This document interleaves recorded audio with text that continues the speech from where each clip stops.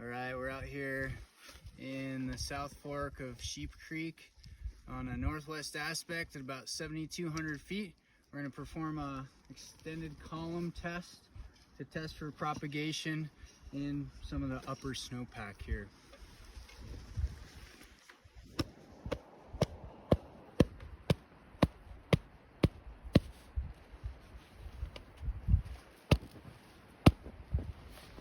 Just got a failure there, ECTN 12.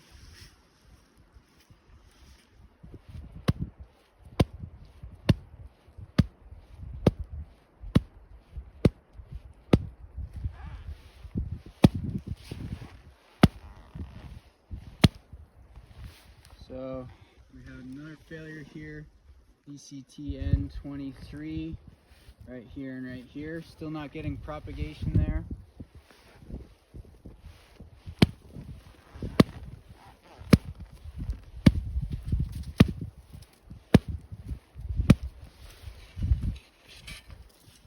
Just gonna test back here, make sure we're fully isolated. Okay, so the extended column test is good to about 120 centimeters, about 4 feet down. And so we can't really use that test to test for some of the basal weak layers that we're finding here. But you can imagine if you found the right spot and all of this snow came out in an avalanche, the consequences would be pretty dire.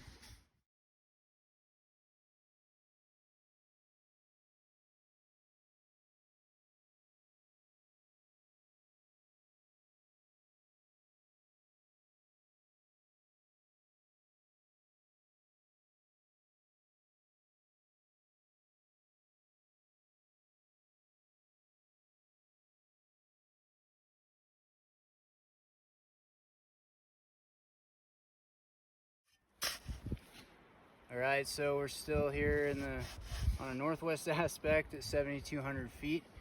We found the solstice rain crust in this pit to be about 150 centimeters down. And so it's right here. And this is this interface. Below that we have this really weak sugary snow from way back in November. We've been talking till we're blue in the face about it.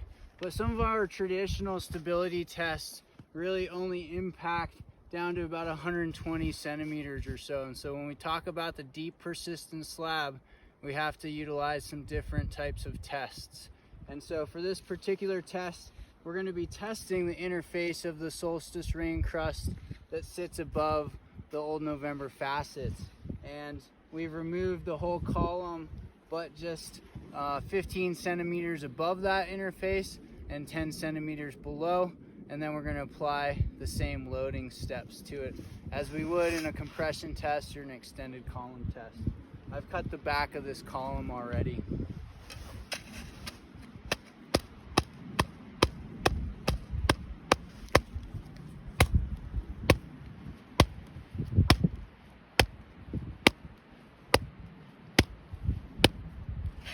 Okay, so on the 19th loading step, I had a sudden collapse on some of these old sugary snow, right? These are large grained facets that are sitting near the ground. So point being here is that we still have the monsters in the basement. And at a location like this, where there's about 200 centimeters of snow, and the old November facets are about 40 centimeters off the ground, there is still potential to trigger this deep slab instability if you find some place where this slab sitting on top of the solstice rain crust is thinner. Okay, so right now we have it from about here to down here, and it's a pretty hard slab, and it's keeping us from impacting this. But where we find that there's been some wind-blown snow off of a ridgeline, and that total snow height is much shallower, I think we could still impact this layer. We're not quite out of the woods on this one, folks, so keep it safe. Enjoy this nice, new, fresh snow. It's very good riding out there, even on low angle slopes. Our group is choosing to not ride on anything steeper than 30 degrees today. Have a great day.